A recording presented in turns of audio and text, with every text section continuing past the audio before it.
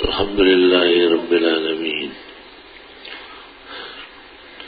وصلى الله وسلم على رسوله الكريم ونبيه الأمين وعلى آله وأصحابه أجمعين. أما بعد، فأعوذ بالله من الشيطان الرجيم. بسم الله الرحمن الرحيم.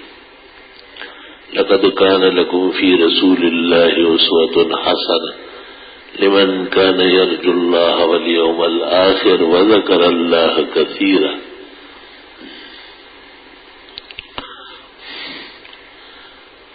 قال رسول الله صلى الله عليه وسلم: لا يؤمن أحدكم حتى أكون أحب إليه من والده وولده والناس أجمعين.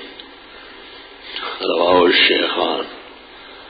وقال صلى الله عليه وسلم: لا يؤمن أحدكم حتى يكون هواه تبعا لما جئت به. رواه البغوي في شرح السنة. وقال صلى الله عليه وسلم: من أحدث في أمرنا ما ليس منه فهو رد. رواه البخاري. اللهم صل وسلم على سيدنا ومولانا محمد وعلى آله وأصحابه وبارك وسلم علیہ. کل رات جو نشست ہوتی ہے شب جمعہ کو، اس میں ایک موضوع اختیار کیا تھا کہ اپنی زندگی، اپنے پروگراموں میں دین کو آگے بڑھاؤ اور اپنے دین کو سب سے بڑھ کر دولت، عظیم متاع، عزت اور سرفرازی کا مقام سمجھو اور اس پر عمل کرنے کی کوشش کرو. آج جمعے میں بھی وہی موضوع رہے گا. اور آیت قرآن پڑھنے کے ساتھ ہی ذہن میں 3 باتیں آئی، اور ان 3 باتوں کے سمجھنے کے بعد آپ کو مدعائے کلام سمجھنے میں بڑی سہولت ہو جائے گی. کیونکہ ہم عرض کرتے ہیں کہ دین اسلام ہمارا اوڑھنا بچھونا، حیات ممات، صحت نشاط، عز و شرف، دونوں جہانوں کی نجات اور کامیابی کا محور اور روح ہے. الحمدللہ اس پر ہر کلمہ گو مسلم کا ایمان ہوتا ہے. یہ کوئی نئی بات نہیں ہے. صرف علم کے رنگ میں علم کے دلائل سے مزین کرنا پڑے گا، اور علم کے انوار سے منور کر کے سننے والوں کو اسے اپنانے اور اس کے مطابق رہنے سہنے میں سہولت ہو جائے گی.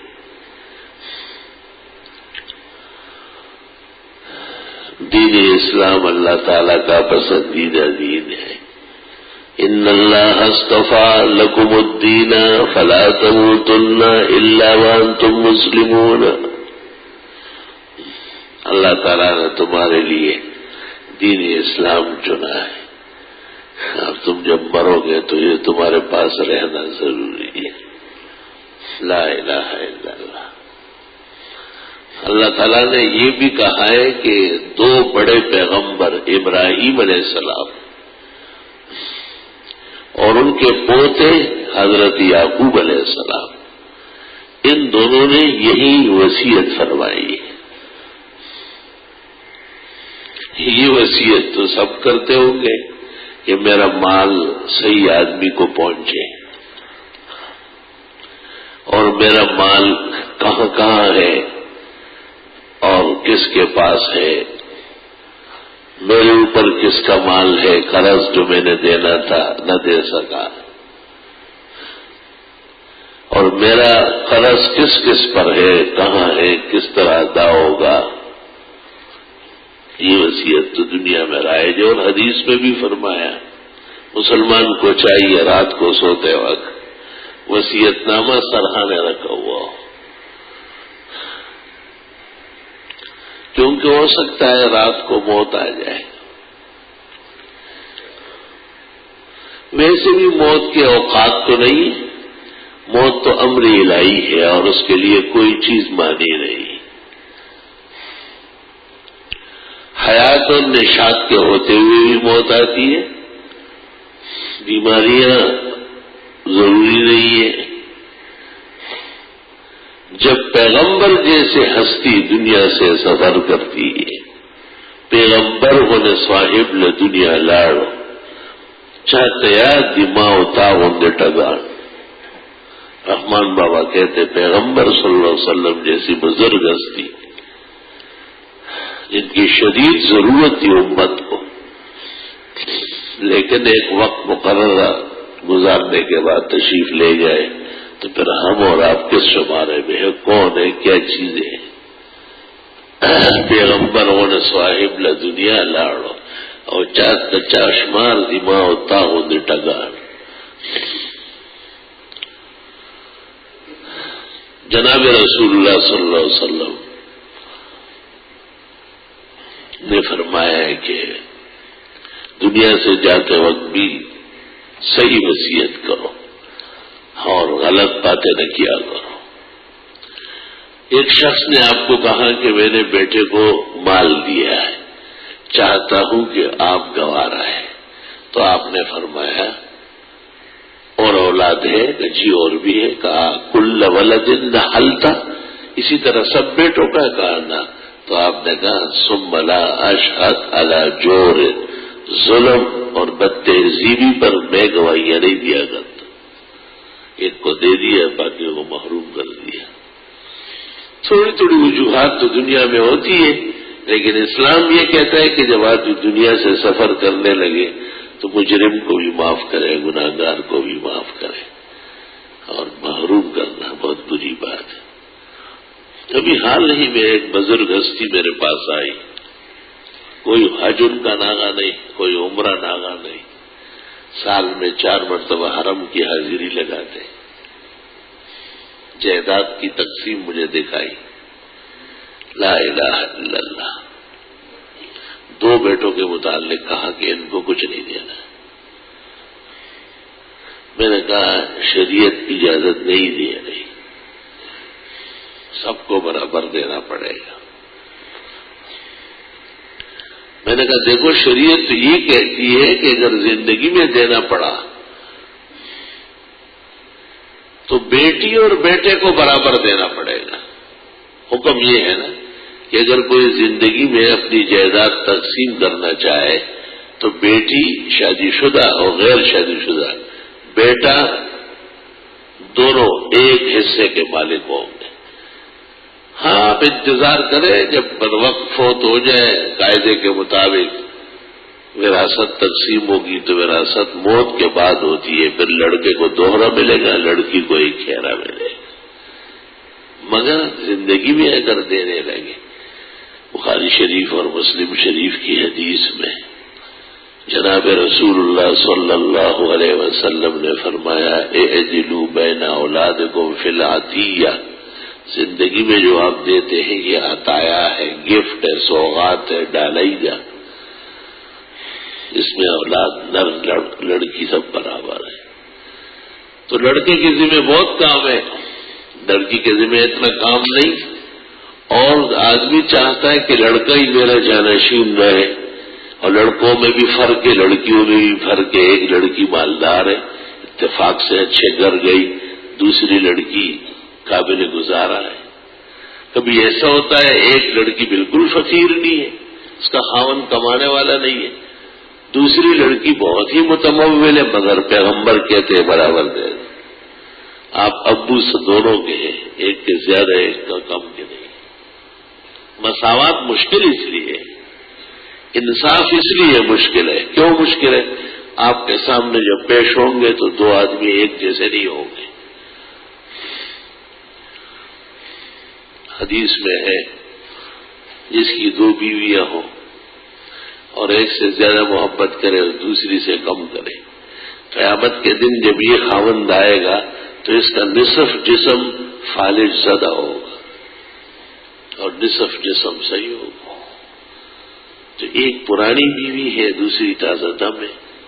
ایک کالی بجنگی ہے، دوسری لال سرخ نشانیوں والی ہے. ایک خدمت کم کرتی ہے اور دوسری بہت ہی زار قربان ہوتی ہے.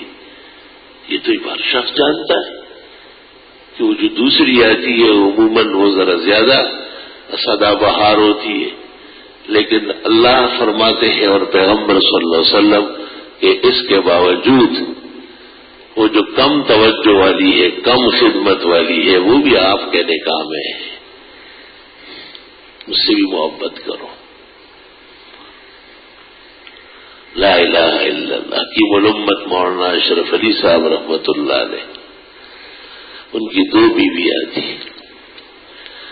تو خانقاہ میں ایک ترازو لگا ہوا تھا، کوئی سوغات آتا، تحفہ آتا، آدھا ادھر آدھا ادھر.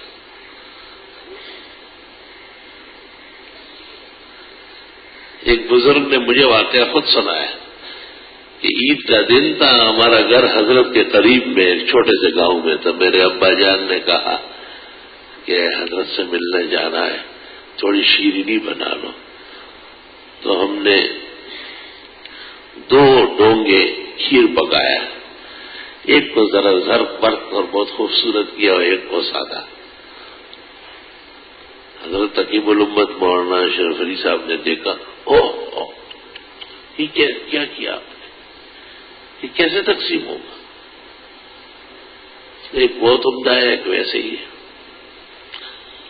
تو دنیا میں کبھی عوام میں بھی علم ہوتا ہے، سب ایک جیسے لبر چٹو نہیں ہوتے.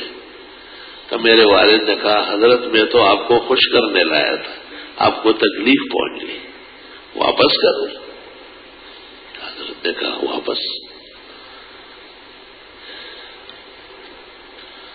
واپس کرنے کے بعد کہا، میرے والد نے کہا کہ حضرت تقسیم بیویوں کے درمیان تو آپ پر فرض ہے، مجھ پر تو نہیں. کہ نہیں آپ پر نہیں. کہ میں یہ جو اچھا ڈونگا ہے چھوٹی بیوی صاحبہ کو بھیج رہا ہوں، یہ سادہ والا وہ بوڑھیا کو بھیج رہا ہوں.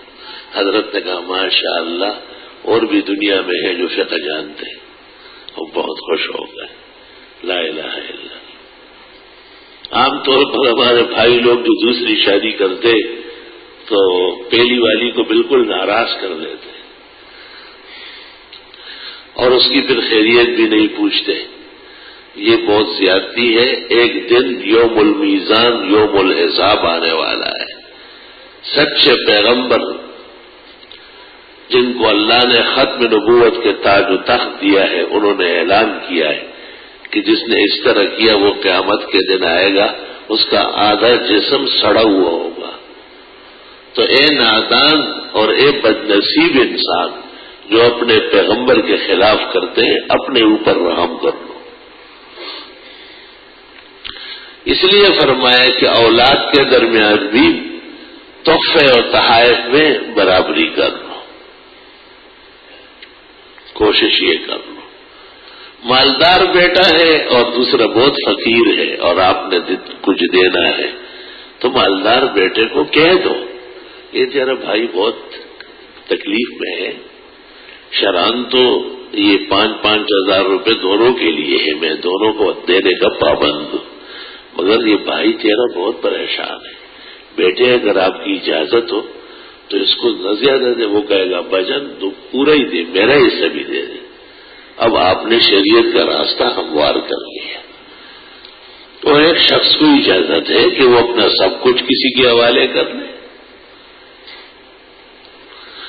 بعض لوگ کیا کرتے ہیں کہ بیٹیوں کو کچھ پیسے ویسے دے دیتے ہیں کہ یہ آپ کی شادی پر بڑا خرچہ ہوا ہے اور باقی یہ رقم لے لو، باقی جائیدادیں سب بیٹوں کے نام ہے.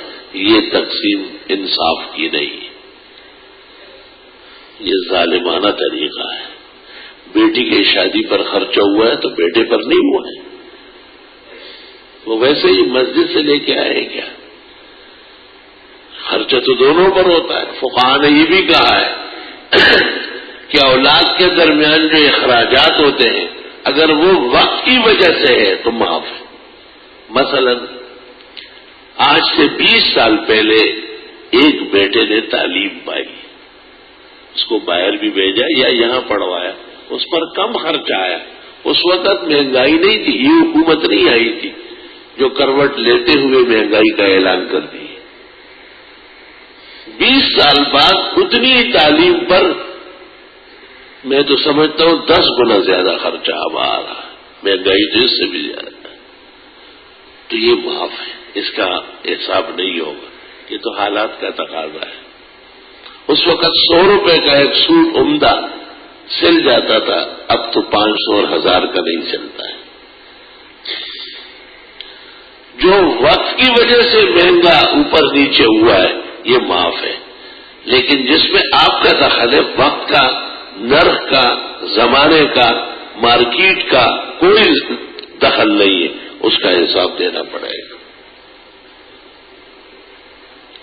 حکیم الامت مولانا اشرف علی صاحب رحمت اللہ علیہ نے ایک کتاب لکھی ہے، مضمون لکھا ہے، مقالہ، اس میں لکھا ہے کہ تعدیل و حقوق الوالدین، ماں باپ کے حقوق میں بھی مساوات ہونا چاہیے۔ مثلا ماں باپ کا نان، نفقہ، رہنے کی رہائش کی جگہ یہ اولاد کے ذمہ ہے، اس شرط پر کہ باپ کا اپنا نہ ہو۔ اگر باپ کا اپنا حساب کتاب اور زندگی گزارنے کا ساز و سامان ہے تو اولاد کے ذمہ ان کا نام، نفقہ، رہائش کوئی چیز نہیں ہے۔ ہاں، ماں باپ نے ہمیں پلایا بڑھایا ہے، بڑے احسانات ہیں، هل جزاء الاحسان الا الاحسان۔ ہم ان کے ایک ایک پلکے پر، ایک ایک بال پر اللہ کو کروڑوں قربان کر لے تب بھی حق ادا نہیں ہو سکے گا۔ یہ ایک علیحدہ بات ہے، احسانات کا باب ہے کہ اولاد از خود باوجود اس کے کہ ماں باپ کو ضرورت نہیں ہے، یہ دعائیں لینے کے لیے پیش کرتے ہیں۔ غور سے بات سنو، خلط ملط نہ کرنا۔ لیکن ایک صورت ایسی بھی بنتی ہے کہ ماں باپ کا اپنا گزارا زندگی چل رہا ہے، رہنے کا گھر بھی ہے، کھانے پینے کا سامان بھی ہے، لیکن پھر بھی وہ اولاد کو کہتے ہیں کہ تمہیں بھی دینا پڑے گا۔ اولاد از خود نہیں دینا چاہتی، ماں باپ کچھ سختی کرتی ہے۔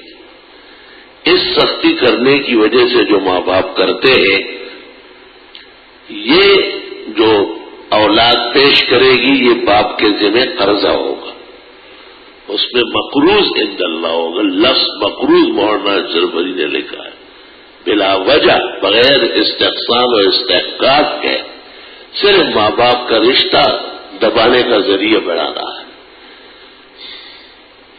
جتنا پیسہ اس پر لیا ہے یہ سب باپ کے ذمہ بیٹے کا قرضہ ہے، اور اس کا حساب مرنے سے پہلے دینا پڑے گا، ورنہ میدان حشر میں اس کو اس میں روک لیا جائے گا۔ ایسی اندھیر نگری چوپٹ راج نہیں ہے کہ تو باپ ہے جو چاہے کرتا پھرے۔ اسی طرح ماں باپ کے حقوق لڑکے کے ذمہ ہے، بیٹا ہے آپ کا، اس کی بیوی کے ذمہ کوئی حق نہیں ہے۔ اسے یہ کہنا کہ گلاس میں پانی دے دو اور سالن پلیٹ میں ڈال کے دو، یہ حق بھی ساس سسر کو نہیں ہے۔ اچھی طرح سن لو، تمام فقہاء اس پر متفق ہیں۔ یہ احسانات کے باب میں سے، احسان کے باب میں ہم پورے محلے کی خدمت کر سکتے ہیں، ان کے ہاں پانی بھی دیں گے، ان کے ہاں کھانا بھی پکا کے دیں گے۔ اللہ تعالیٰ خیر فرمائے، تکلیف کے دنوں میں کرتے نہیں ہے، یہ استحسان کا باب ہے، حقوق کا باب نہیں ہے۔ اگر کوئی کسی کو کچھ بھی نہ دے، اس کی توفیق نہیں ہے یا ویسے ان کے ساتھ موافقت نہیں ہے، تو وہ یہ عدالت نہیں جا سکتا ہے کہ اس شخص نے مجھے موسم میں بہترین آم نہیں دیے، سخت گرمی میں ٹھنڈی آئس کریم نہیں کھلائی، یہ اس کے حقوق نہیں ہے۔ لوگ کیا سمجھتے ہیں کہ بھئی ہمارے بیٹے کی بیوی آئی ہے، بہو، وہ ہماری نوکرانی ہے، وہ ماں باپ نے یہاں بیچی ہے، یہ غلط ذہن ہے، اس کی کوئی حقیقت نہیں، اس ظلم سے باز آنا چاہیے۔ اچھی طرح یاد رکھیں کہ اس لڑکی کا نکاح ایک لڑکے سے ہوا ہے، سارے خاندان سے نہیں ہوا ہے۔ ساس صاحبہ اور سسر، نندے اور دیور اور جیٹ اپنے حدود میں رہے۔ ان کی وجہ سے خاون کا بیوی کو دبانا یہ بھی بدترین ظلم ہے۔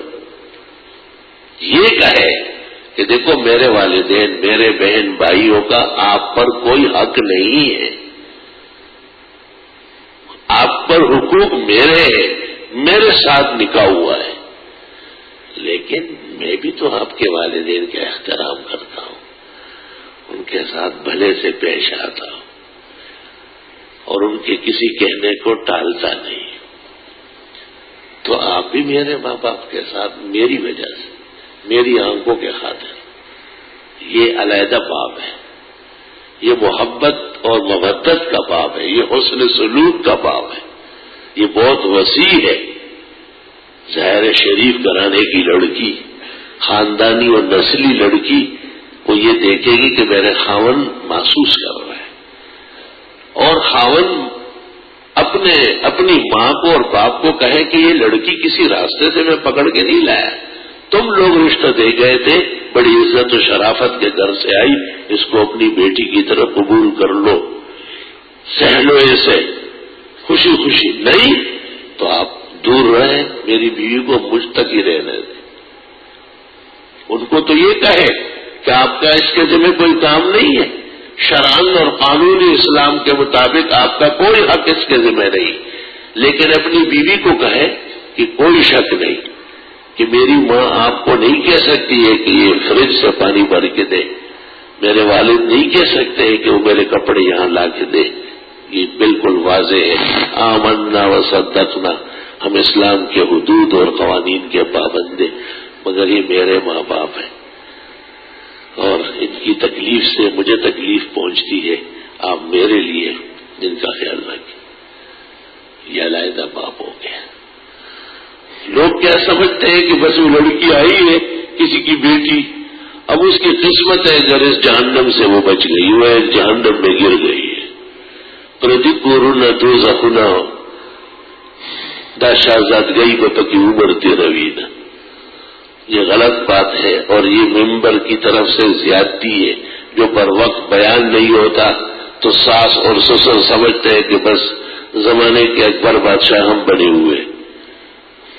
ساس اور سسر کریمانہ برتاؤ کرے، رحیمانہ سلوک کرے اور اس کو بیٹی کی طرف قبول کر لے، انشاءاللہ تعالی کبھی بھی گلہ شکوہ پیدا نہیں ہوگا۔ اور وہ بی بی صاحبہ جو ایک لڑکے کی وجہ سے آئی ہے، وہ بھی ان کے ماں باپ کو اپنا ماں باپ کی طرح دے گی، اور اپنے ماں باپ کو جس طرح عزت، احترام، سکون شریف اولاد کا فریضہ ہے، اس طرح اس گھر کے لوگوں کو بھی آرام، سکھ، خوشی، الفت دکھانے کی کوشش کرے تاکہ اللہ تعالیٰ نئے گھر اس کے لیے مبارک فرمائے۔ دیکھو اسلام میں ایک طرف بادشاہی مسلمین ہے، ایک مثال دیتا ہوں کان کھول کے سنو، دوسری طرف رعایا ہے۔ بادشاہ مسلمین کے لیے حکم یہ ہے کہ اگر آپ کسی سے کام کرا لیں تو شام کو پسینہ خشک ہونے سے پہلے اجرت دے دیں۔ آت الاجیر اجرہ قبل ان یجف عرقہ،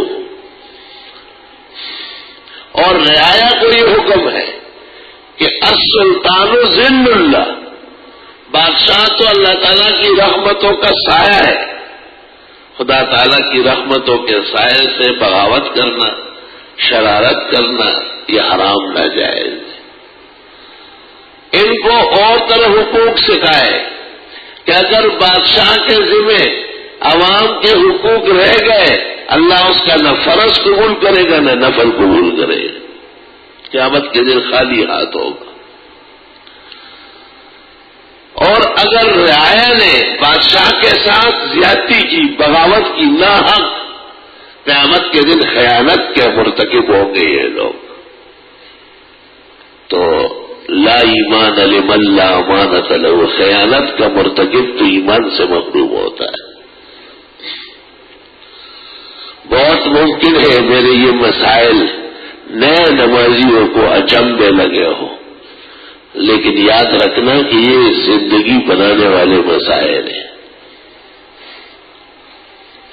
اور یہ گھروں کو آباد رکھنے کے ضروری اصول ہیں۔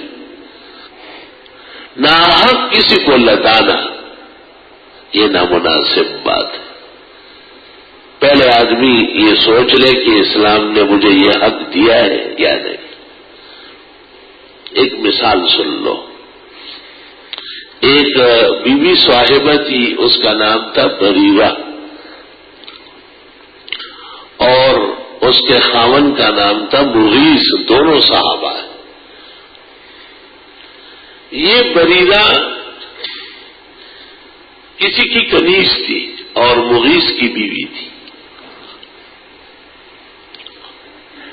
کنیز آزاد ہو گئی، جب وہ آزاد ہو جائے، مالک اس کو کہے کہ میں نے آپ کو آزاد کر لیا، تو اس آزادی کے ساتھ وہ جو نکاح کا بندھن تھا وہ بھی اٹھ جاتا ہے۔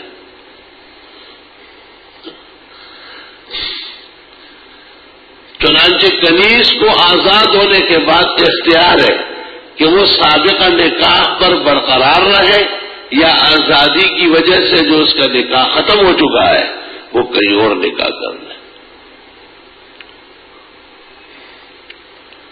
بریرہ نے رسول اکرم صلی اللہ علیہ وسلم سے پوچھا کہ مجھے آزاد کر دیا گیا تو غلامیت کا جو نکاح تھا وہ بھی اٹھ گیا؟ کہا وہ اٹھ گیا تو چلی گئی۔ مغیث جو تھا خاوند، اس کی بڑی محبت تھی، زندگی گزری تھی، وہ پیچھے پیچھے دوڑتا تھا گلیوں میں، یا بریرہ یا بریرہ، وہی میری بریرہ کہاں ہے؟ وہ چلی گئی، اس نے کہا جا اپنا کام کر، مجھے اللہ تعالیٰ نے آزادی دی ہے، میں اب نیا نکاح تلاش کر رہی ہوں، کوئی اچھا نکاح اللہ دے دے گا۔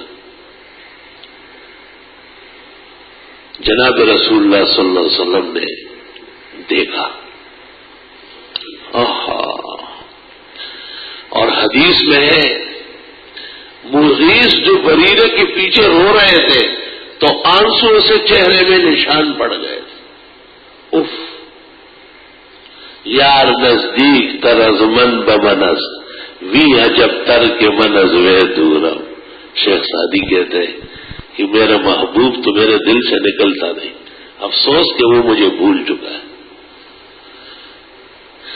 یار دیری نہ مرا گو بزبان تو بمدے کہ مرا تو بشمشیر نخواہد بودن۔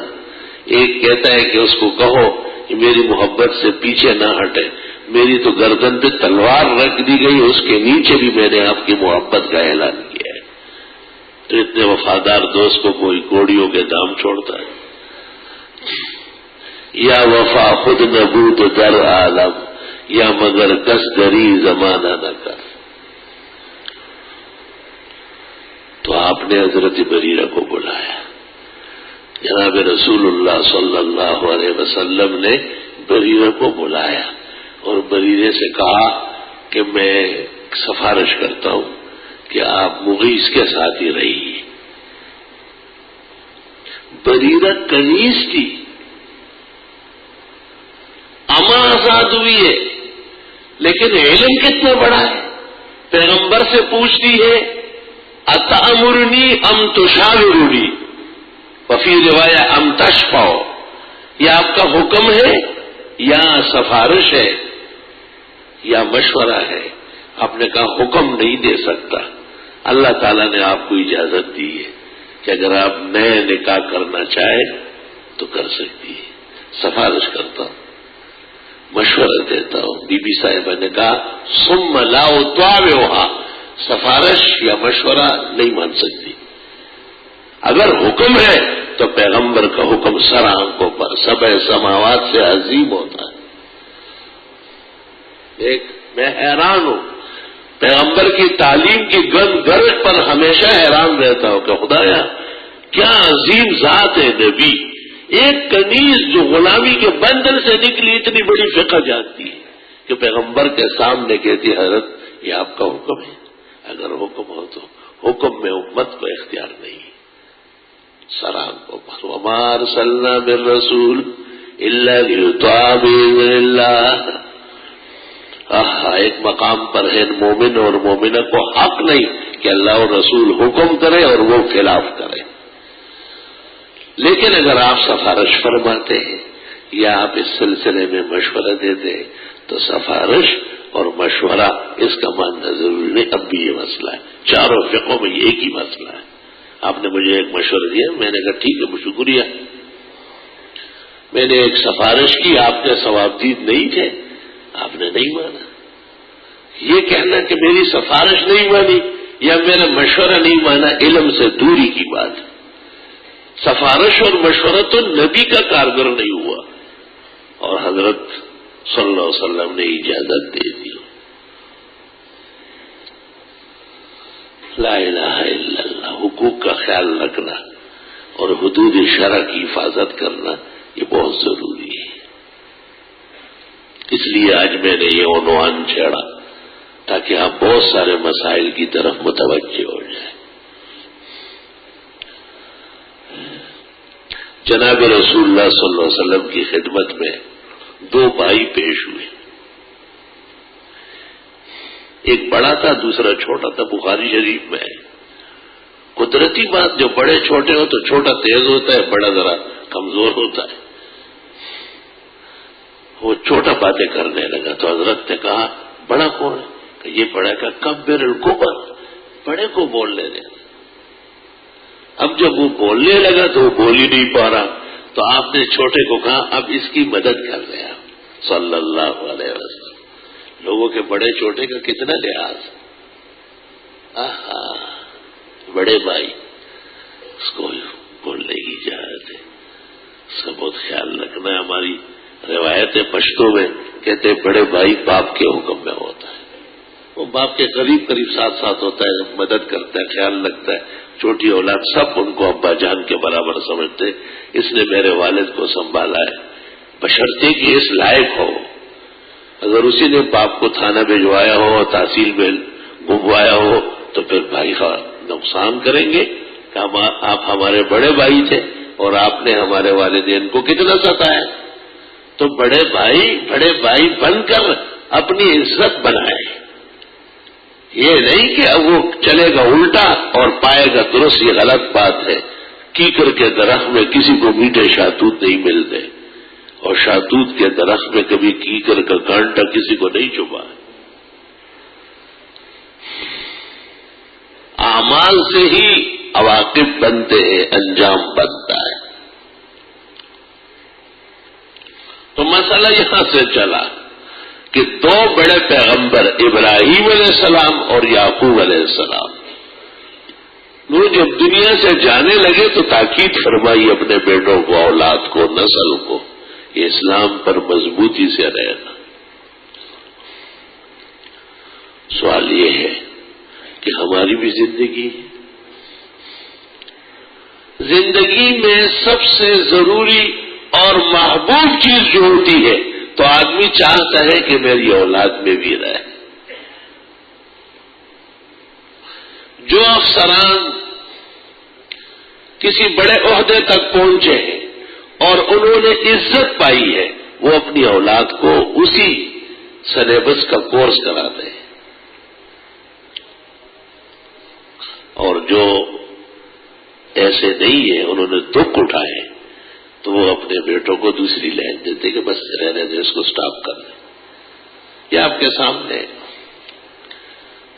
میں نے ایک ڈاکٹر کو دیکھا، اس کے دو بیٹے تھے اور دونوں کو مولوی بنا رہا. میں نے کہا ڈاکٹر صاحب خیریت تو ہے؟ رو پڑا. کہنے لگے آپ بڑے راز قسم کے عالم ہیں، سچے، آپ کے سامنے دوگلا پن نہیں چلے گا. کہاں ہم اس جسم کے ڈاکٹر ہیں، ہمیں روح کا کچھ پتہ نہیں چلتا. ایک آدمی کو ہم بٹھاتے ہیں، ہم دوا بناتے ہیں، وہ انتقال کرتا ہے. لیکن میں نے دیکھا کہ یہ علم جو ہے اس سے روح کو سکون ملتا ہے. تو سب سے پہلے ان دونوں بیٹوں کو قرآن حفظ کرایا، دینی مدرسے سے پڑھوایا اور ایسا پڑھوایا کہ وہ دونوں بیٹے اول آتے تھے اپنی کلاسوں میں.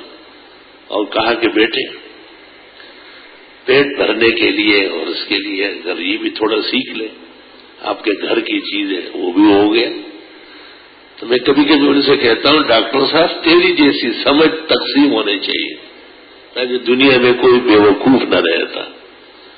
اور کہا اب دیکھو یہ دونوں بیٹے، دونوں کے چہرے پر خوبصورت پھول جنت کے ریشم کی طرح چمک دمک والی داڑیاں. خدا وہ اس طرح کہتے ہیں مجھے خدا کا شکر ہے میرے گھر میں اللہ اور رسول کے دوست رہ رہے. اگر ایسا نہ ہوتا تو یہ اپنی اولاد ہی جس میں ایمان کامل ہو وہ سمجھ لیتے کہ یہ کیا کیا کام کرتے، وہ خالی داڑھی مونڈتے ہیں، دسوں کام اور الٹے سیدھے ہو رہے ہیں. کہہ نہیں سکتے، باپ زبان پہ نہیں لا سکتے کہ بیٹے کیا کر رہے ہیں. تو ہم دیکھنا پڑتا ہے بیج، تاکہ اعلیٰ پودا نکلے، اچھا فصل دے. شروع دن سے تعلیم اور تربیت میں خیال رکھنا پڑے گا. بغیر داڑھی کے اور بغیر اسلامی زندگی کے جو دوست ہیں وہ بھی ہمارا سرمایہ ہے، ان پر ہمیں محنت کرنی ہے اور ان میں قیمتی انسان پیدا ہوتے ہیں. ہم ایمان نہیں رکھتے کہ کافر مسلمان ہوتا ہے اور پھر اسلام کا جھنڈا اس کے ہاتھ میں ہوتا ہے. لیکن ہمیں اس دن کا انتظار تو نہیں کرنا ہے کہ ہم اپنے بیٹے کو کافر کر دیں. بڑے دکھ کے ساتھ میں ایک واقعہ عکس سناتا ہوں. ایک کراچی میں ایک بزرگ شخص تھا، اس کے گھر میں اکابر دیوبند شیخ القرآن مولانا غلام اللہ خان، حضرت اقدس مولانا مفتی محمود، بطل حریت مولانا غلام غوث ہزاروی جیسے بزرگوں کا قیام ہوتا ہے. اور ان بزرگوں کے رشتے سے ہم بھی اس گھر کو جانتے ہیں. تو اچانک میں نے اس فرد سے پوچھا کہ آپ کی بہن کا فلاں جگہ نکاح ہوا تھا، کیا ہوا؟ کہا وہ بہن بہنوئی دونوں شیعہ ہو گئے. واللہ العظیم میں اپنی سیٹ پر بیٹھے ہوئے نیچے بیٹھ گیا تھا. میں نے کہا یہ کیوں؟ کہ بس قریب میں ایسی جگہ تھی آنا جانا تھا. اور انہوں نے وہی تمام رسوم اختیار کی اور ہمیں کہا کہ ہم تو میں نے کہا وہ تو مذہب نہیں ہے سر سے، تمہیں اتنا پتہ نہیں، تم اپنے والد کو دیکھو کیا گھر تھا. کیوں؟ ہمارے اس بزرگ کو سلام اللہ ان کی روح کو اور ان کے جسم اور قبر کو نور سے بھر دے، مگر محنت گھر پر نہیں ہوئی. اولاد کا حق ہے کہ ان کو بھی دین سکھایا جائے، ان کو بھی دین سکھایا جائے. اپنے بزرگوں سے متعلق کرنا پڑے گا.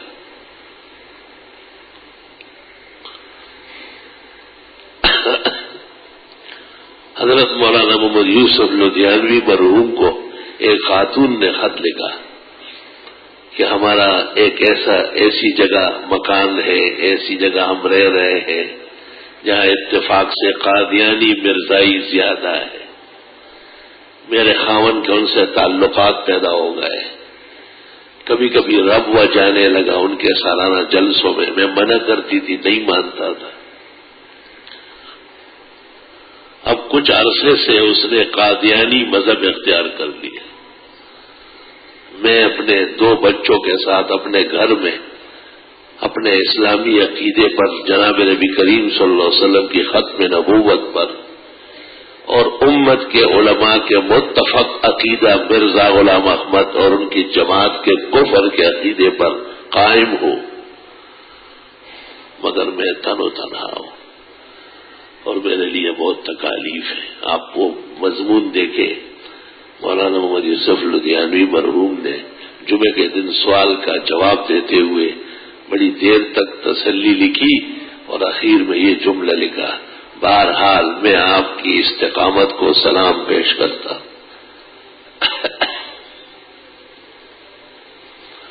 تو اس خاتون کو تسلی اس طرح دی کہ قیامت کے دن اس شخص کا حشر غلام احمد قادیانی سے ہوگا جو کافر دنیا سے گزرا ہے. تو اس کا کیا حال ہوگا؟ جبکہ آپ ان تمام تکالیف اور پریشانیوں کے ساتھ جناب نبی کریم صلی اللہ علیہ وسلم کی صف میں اور آپ کی بہترین امت میں کھڑی ہوگی. آپ کے لیے اس دن کی عزت اور نجات ابھی سے مبارک ہو. یہ تو یقینی بات ہے.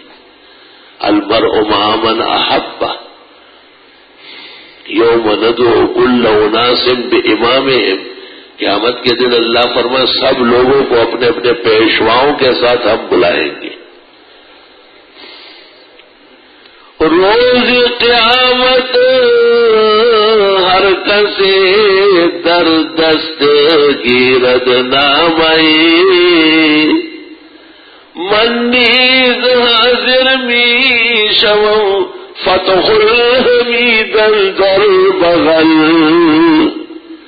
شاہ عبد القادر محدث دہلوی نے قرآن کا ترجمہ و تفسیر لکھی تو یہ شعر لکھا روز قیامت ہر کسی در دست گیرد نامئی.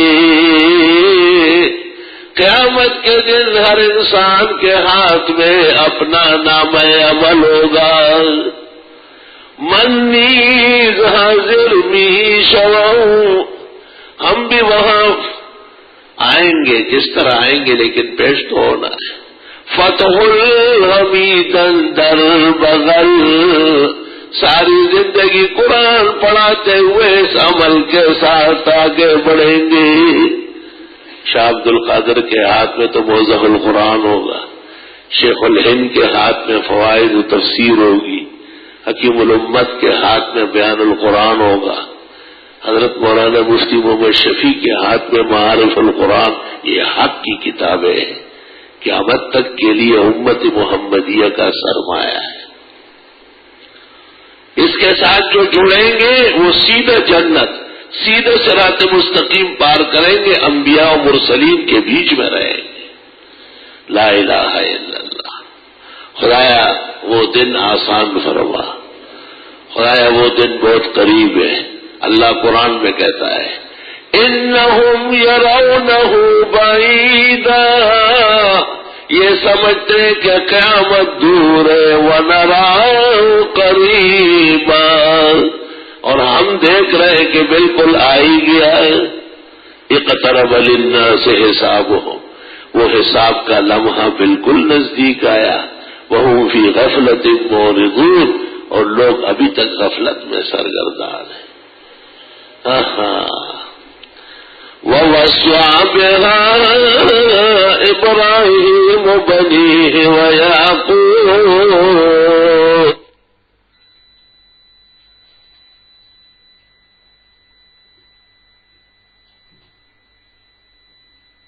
لا الہ الا اللہ.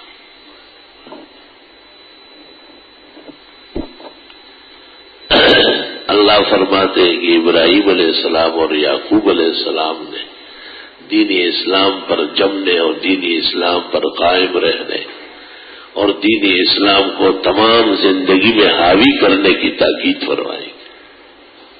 دین اسلام ایک عذر نہیں ہے, دین اسلام ایک عزت ہے. دین اسلام وقتی چیز نہیں, دائمی ہے. دین اسلام بقدر ضرورت نہیں, دین اسلام ہی ضرورت ہے. اس کے سامنے کسی اور چیز کی کوئی حقیقت نہیں. وصیت کس چیز کی دی؟ یا بنیا, اے میرے بیٹو, اے میری پیاری اولاد, ان اللہ اصطفیٰ لکم الدین, اللہ تعالیٰ نے تمہارے لیے دین اسلام چنا ہے. فلا تموتن الا وانتم مسلمون, مرتے دم تک مسلمان رہنا ضروری ہے. ام کنتم شہداء, یہود و نصارہ نہیں مانتے تھے کہ ایسا نہیں ہے, تو اللہ فرماتے ام کنتم شہداء, اے یہودیوں عیسائیوں کیا تم موجود تھے اذ حضر یعقوب الموت,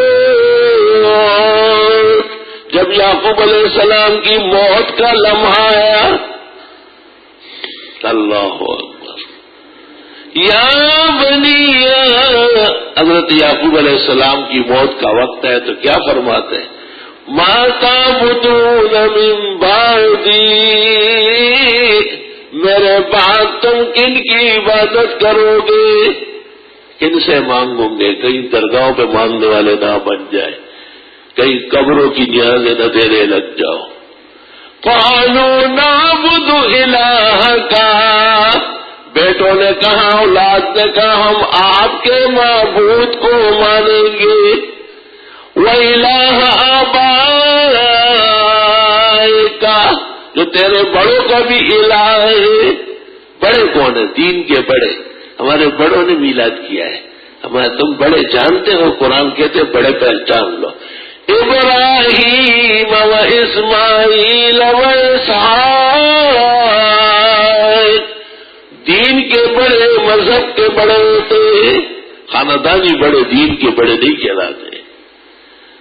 یہ بڑے ہیں. جب ابراہیم، حضرت ابراہیم علیہ السلام، اسماعیل علیہ السلام، اسحاق علیہ السلام، ان سب کا کیا عقیدہ تھا؟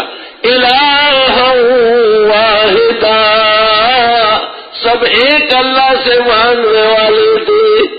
سب ایک اللہ کو حاجت روا، مشکل کشا مانتے تھے. وَنَحْنُ لَهُ مُسْلِمُونَ، ہم بھی اسی کو ماننے والے. اللہ فرماتے تلک امت قد خلت، یہ ایک پاک جماعت تھی جو گزر گئی. لہا ما کسبت، ان کے لیے وہی جو انہوں نے کمایا. وَلَكُمْ مَا كَسَبْتُمْ، اور تمہارے لیے وہ جو تم کماتے ہو. وَلَا تُسْأَلُونَ عَمَّا كَانُوا يَعْمَلُونَ. وآخر دعوانا الحمد لله حمدا كثيرا وسبحان الله بكرة وأصيلا. الله أكبر كبيرا. أشهد أن لا إله إلا الله وحده لا شريك له، وأشهد أن سيدنا ونبينا ومولانا محمدا أحمد عبده ورسوله، أرسله الله تعالى إلى كافة الخلق بين يدي الساعة بشيرا ونذيرا، وداعيا إلى الله بإذنه وسراجا منيرا.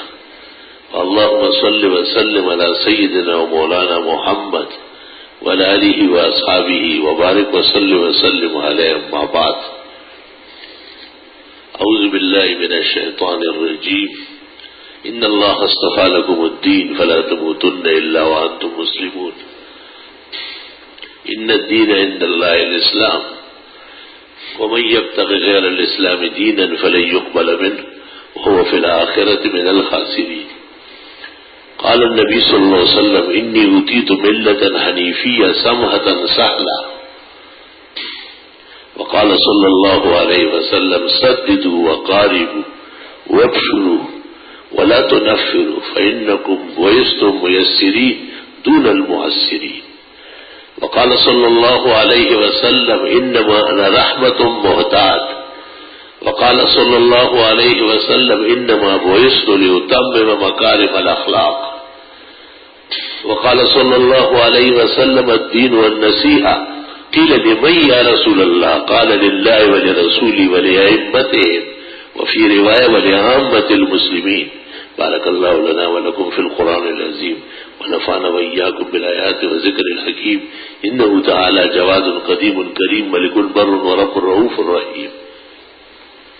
أحمدك حمد الحامدين وأشكرك شكر الشاكرين.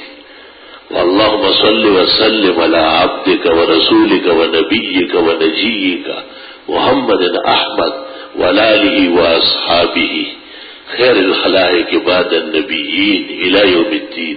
أما بعد، فقد قال النبي صلى الله عليه وسلم: لو كنت متخذا غير ربي خليلا لاتخذت أبا بكر خليلا، ولكن خلة الإسلام أفضل. رواه البخاري.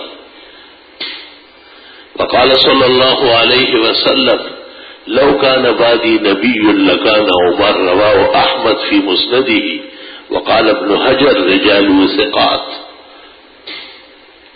وقال صلى الله عليه وسلم: عثمان استحيت منك ملائكة الرحمن. رواه عبد الرزاق في مصنفه وأبو بكر في مصنفه. وقال صلى الله عليه وسلم لعلي: أنت مني بمنزلة هارون من موسى إلا أنه لا نبي بعدي. رواه الشيخان.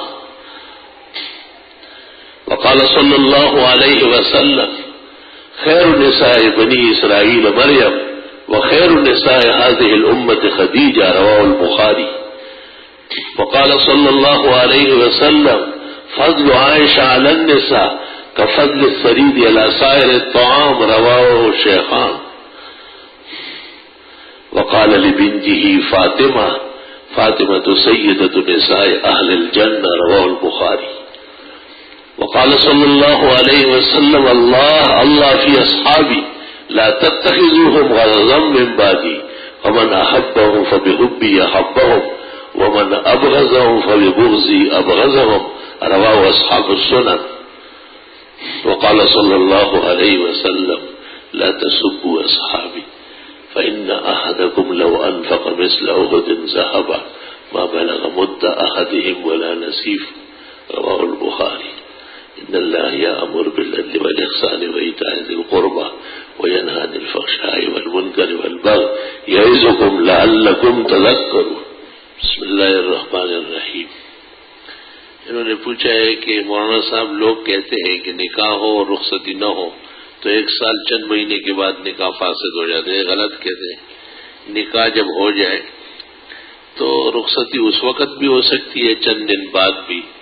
عموماً طرفین اپنی کوئی سہولت، کوئی دن، تاریخ، مہینے مقرر کرتے ہیں اور اس میں رخصتی کرتے ہیں. اور عزت مند لوگوں کا طریقہ ہے کہ نکاح کے بعد جب تک رخصتی نہ ہو تو ناکح اور منکوحہ آپس میں ملتے نہیں. رخصتی کرتے وقت دوبارہ نکاح کرنا ہوگا. اگر بہت دن گزر گئے، سال گزر گئے، 2-3 سال گزر گئے، دوبارہ نکاح کرنے میں کوئی حرج نہیں. وہ پہلے نکاح کو منگنی قرار دے دیتے ہیں، دوسرا نکاح سب کے سامنے ہو جاتا ہے. نکاح علن نکاح انہی افراد کا کوئی حرج نہیں. البتہ سابق نکاح کافی سمجھا جا سکتا ہے کہ وہ نکاح ایک دفعہ ہو چکا ہے. ہمارے اپارٹمنٹ میں جو مسجد ہے وہ اہل حق کی تھی، مگر بعد میں بدعتیوں نے قبضہ کر لیا. ہم تعلیم و تبلیغ کا کام کر رہے ہیں، ہمارے نمازیوں کی تعداد کم ہے. کیا ہم ان کے پیچھے نماز پڑھ سکتے ہیں؟ پڑھ لیں، پھر دوبارہ اپنی پڑھ لیں.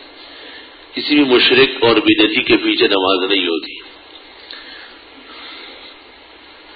اور یہ ایک ہیلا ہے آپ کا کہ ہمارے نمازی بڑھ جائیں گے. ٹھیک ہے، آپ فرض نماز دوبارہ ادا کیا کریں.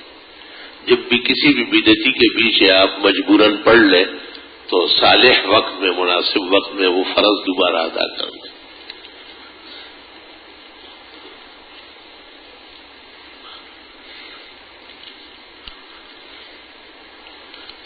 جی، اللہ پاک آپ کو ہمت دے اور آپ کو حق کی حمایت کی توفیق دے. اور آپ کا وہ جذبہ جو آپ نے کاغذ میں لکھا ہے، میں دعا کرتا ہوں کہ بہت جلد اللہ تعالیٰ آپ کو سرخرو فرمائے اور آپ کی وجہ سے وہ مسجد، اللہ کا گھر، ناکارہ لوگوں کے پنجے سے نجات پائے. ایک بیوہ خاتون اپنی بڑی بیٹی اور داماد سے ناراض تھی. بات چیت نہ تھی. چھوٹی بیٹی اور داماد کے پاس رہتی تھی. انہوں نے وصیت کی کہ میرے مرنے پر بڑی بیٹی اور داماد کو میرا چہرہ نہ دکھایا جائے. ان کے انتقال پر ایک دوسری رشتہ دار خاتون کے کہنے پر بڑی بیٹی کو چہرہ دکھایا گیا. اب وہ خاتون پریشان ہے کہ میں نے مرحومہ کی وصیت کے خلاف کیا ہے. بات یہ ہے مرنے کے بعد کہ ماں کا چہرہ دیکھنا کوئی ضروری نہیں ہے. اس خاتون نے اگر دل و جان سے معافی مانگی ہے تو اس کو چاہیے کہ وہ اپنی مرحوم والدہ کو زندگی میں راضی کر لیتی. اس قدر اس کو ستایا اور دکھ پہنچایا کہ اس نے آخرت میں داخلے سے پہلے وہ بھی اس سے بائیکاٹ برقرار رکھا. علماء تو کہتے ہیں کہ گناہ کی وصیت پر عمل بھی گناہ ہے. بائیکاٹ لمبا کرنا اور یہ کہنا کہ میرا بیٹا پلنگ کو ہاتھ نہ لگائے، میری بہو قریب نہ آئے اور میری بیٹی میرا چہرہ نہ دیکھے، بیٹی کی شرمندگی اور ذلت کے لیے اتنا بہت ہے کہ ماں جیسی عظیم ہستی اس سے اس قدر تکلیف و دکھ پا کے چلی گئی. باقی جن لوگوں نے دکھایا ہے اس میں کوئی حرج نہیں.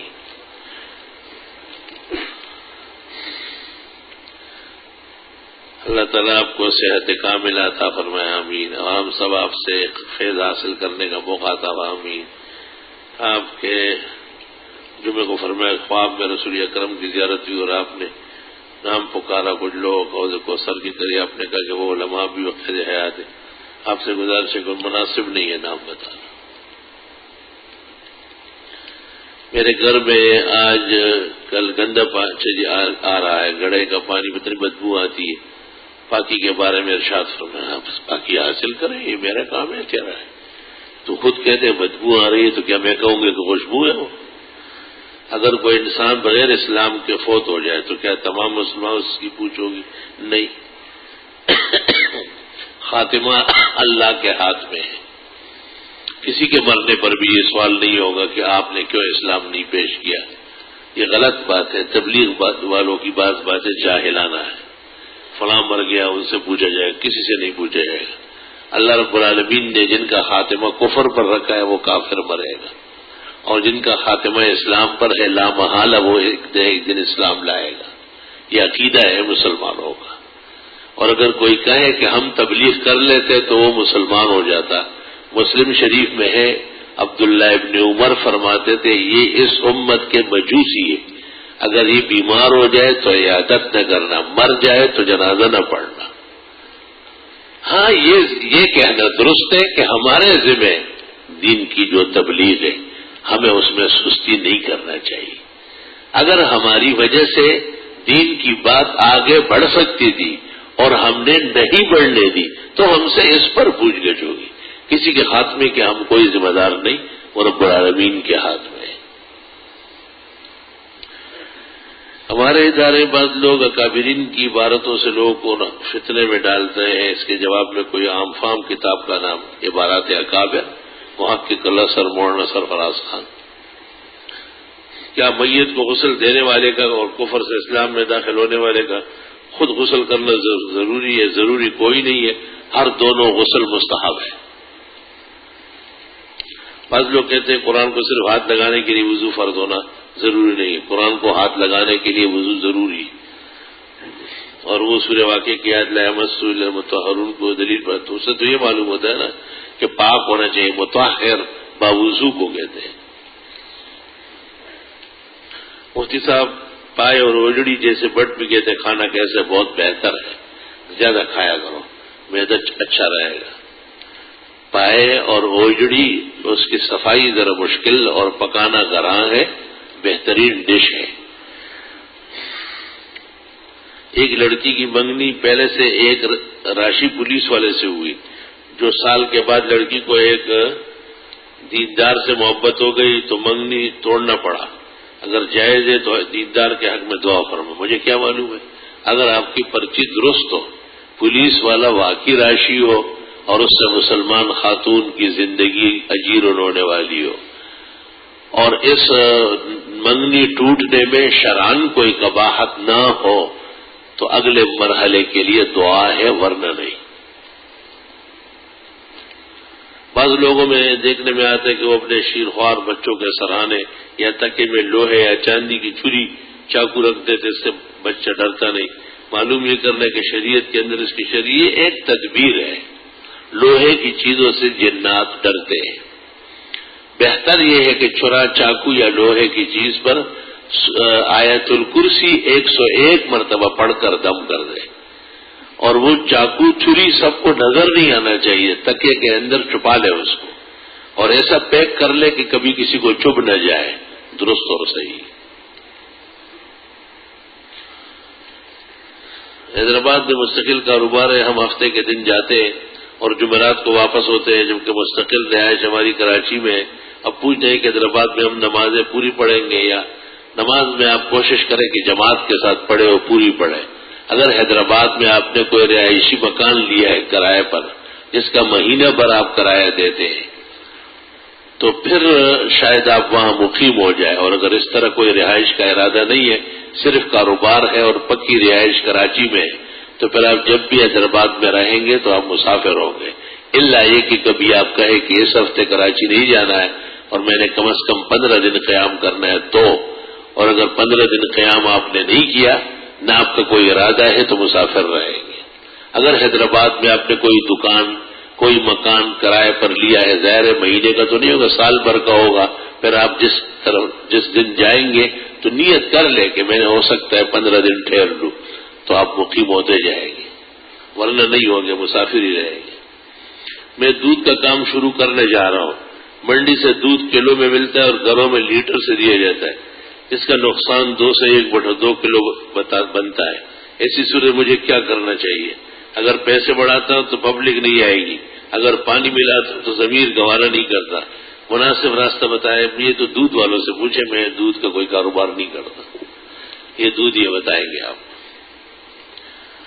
ناجائز کی اجازت میں کیسے دے سکتا ہوں؟ اگر کسی شوہر کے اپنے سالی سے غلط انداز میں ملنا جلنا ہو، اگر کسی کے شوہر کے اپنے سالی سے بات نامناسب حد تک پہنچ جاتی ہو تو ایسی صورت میں بیوی حرام. بہت سارے فقہا کہتے ہیں کہ نکاح ختم ہو جائے گا. کیا یہ بات درست ہے کہ آپ نے ایسے شخص کا جنازہ پڑھانے سے انکار کیا جو مقروض تھا؟ جی ہاں. امامت آپ نے نہیں فرمائی اور صحابہ سے کہا تم پڑھ لو. تو ایک صحابی صف میں آیا اور انہوں نے کہا آپ جنازہ پڑھا لیں، اس کا قرض میں ادا کر لوں گا. پھر آپ نے ادا فرما دیا. بخاری مسلم کا معتبر اردو ترجمہ کون سا ہے؟ بہتر ہے کہ حضرت شیخ مولانا زکریا محدث سارامپوری ثم مہاجر المدنی والمتوفى بها ان کی تقریر بخاری آپ لے لیں. بین المذاہب تقابلی جائزہ پر مبنی اردو زبان یہ لکھا ہے. بعض لوگوں نے ایک کتب فروشوں سے پوچھو، اس کا نام ہی ہے مذاہب کے درمیان مقابلہ. بیوی شوہر کے انتقال کے بعد اپنے شوہر کا چہرہ دیکھ سکتی ہے. جی ہاں. اور شوہر اپنی بیوی کے مسئلہ یہ نہیں، بیوی تو اس کی عدت میں یقیناً 4 مہینے 10 دن تک اور نکاح باقی ہے. مسئلہ یہ ہے کہ خاتون مرے تو اس کا خاوند اس کا چہرہ دیکھ سکتا ہے. فتاوی شام میں ہے لہو ان یرا وجہ، اتنا تعلق باقی ہے کہ اس کا چہرہ دیکھے. اگر کوئی اور نہ ہو محرم تو قبر میں اتارنے میں بھی خاوند مقدم ہوگا. 2 تولے سونا ہے اور 50,000 روپے اس پر زکوٰۃ ہے. جی زکوٰۃ ہے. چاندی کے حساب سے زکوٰۃ دے دیں. شہید کی کتاب میں بینک کی ملازمت کے پیسے حرام لکھے، یہ درست لکھا ہے. میں نے ایک آدمی کو کہا کہ تم خدا کو مانتے ہو؟ تو اس نے کہا کہ نہیں، میں خدا کو نہیں بلکہ میں اللہ کو مانتا ہوں. تو خدا اور اللہ میں کیا فرق ہے؟ وہ کمعقل ہے، بیوقوف ہے. وہ جیسے ایک آدمی ملنے گیا تھا قرضہ لینے، تو اس نے کہا 150 روپے. اس نے کہا 150 نہیں لوں گا، 150 لوں گا. اس نے کہا میں 150 دوں گا. کہ واللہ چورا چاقو نکال لیا. ایک عقل مند آیا کہا دے دو. تو اس کو کہا یہی 150 ہے اور یہی 150 ہے.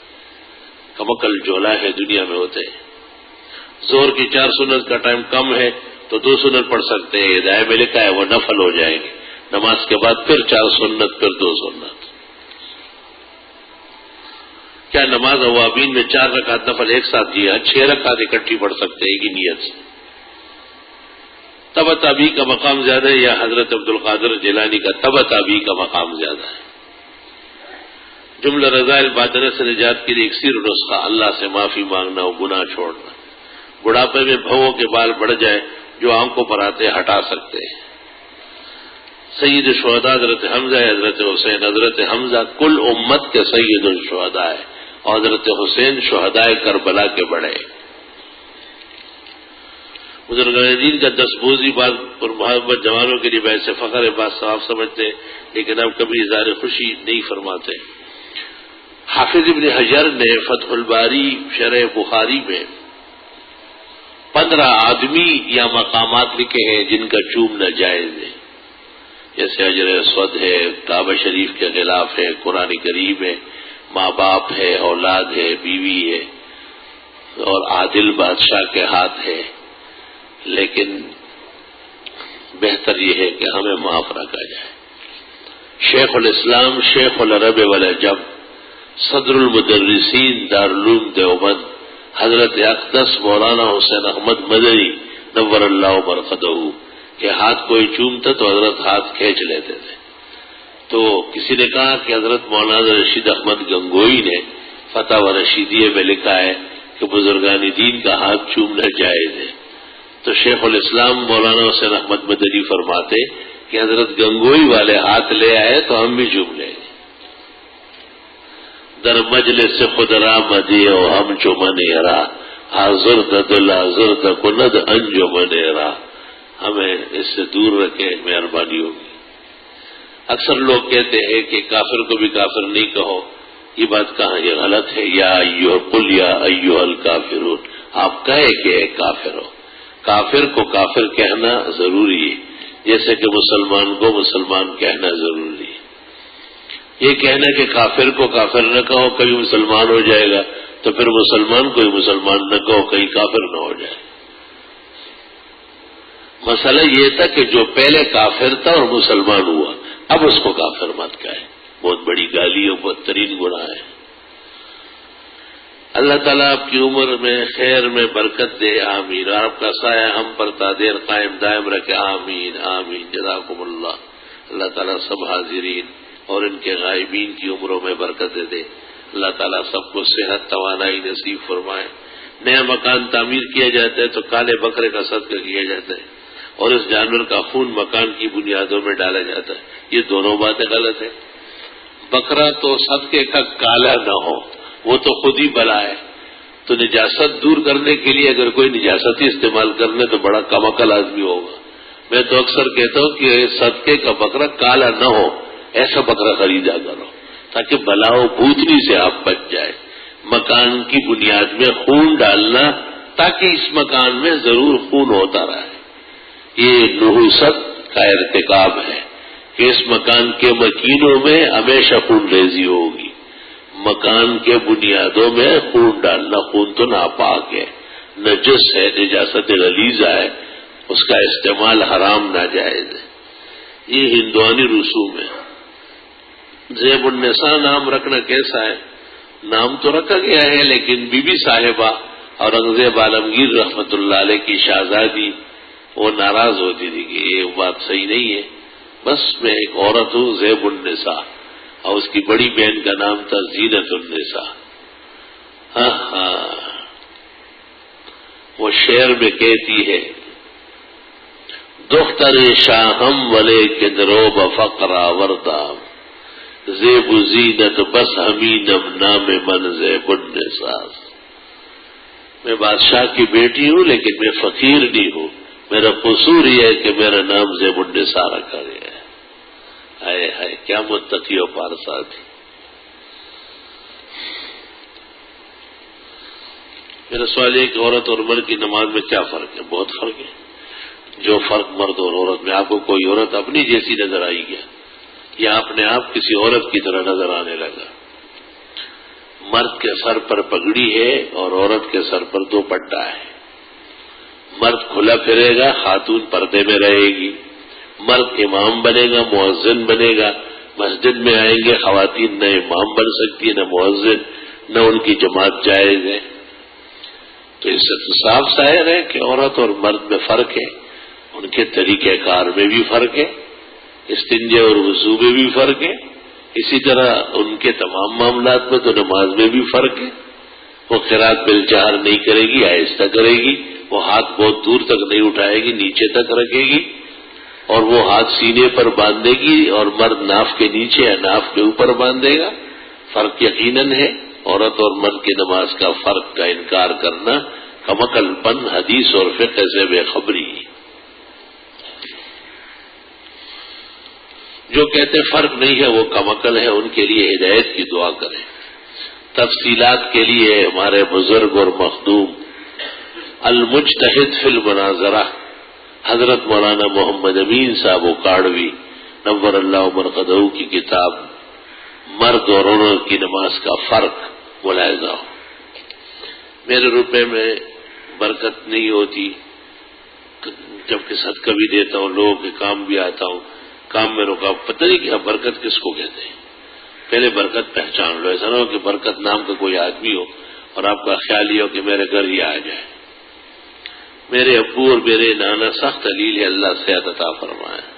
الحمدللہ رب العالمین.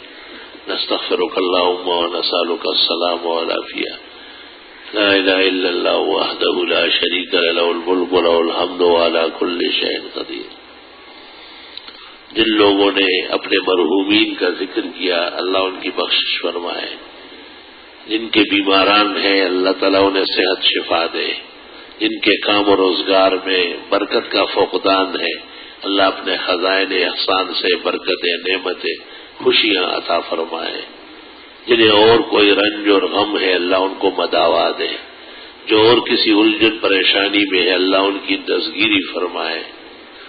ہمارے بزرگ ساتھی طارق سدوزئی کی ہمشیرہ چند روز پہلے وفات پا گئی ہے، دعا فرمائے اللہ تعالیٰ مرحومہ کی مغفرت فرمائے، اور طارق بھائی اور ان کے جملہ سوگواروں کو حق سبحانہ و تعالیٰ صبر و اجر عطا فرمائے۔ ربنا آتنا فی الدنیا حسنہ وفی الآخرۃ حسنہ وقنا عذاب النار، وصلی اللہ تعالی علی خیر خلقہ محمد وآلہ وصحبہ اجمعین برحمتہ۔